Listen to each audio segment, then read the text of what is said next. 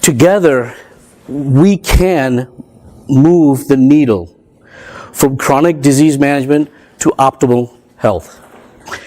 And when I say we can, it's really we must. Because the healthcare system today, as it exists, is not going to be able to do it. How many people know of a clinician that does full-time preventive medicine? Full-time, anybody? Know anybody that just says, I only do full-time preventive medicine? Do you know anybody? No. Why? Because there's no CPTC code that's going to allow that physician to make a living off of prevention. Period. It doesn't exist. We have an opportunity, a unique opportunity to exactly do that.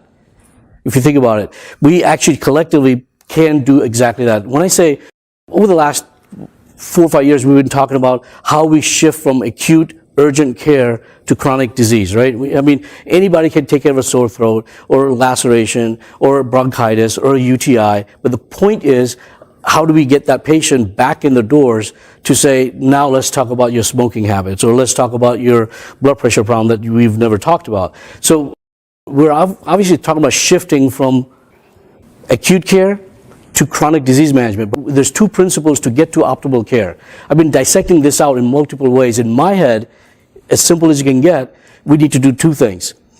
If we can understand that this is 2020, and sometimes we forget, and the reason I say that is because some of the tools that we use today is 50 years old, 20 years old. It's outdated, yet we still use it. Not because of any other reason, because we're creatures of habit. We've been using it, it works, but it's outdated.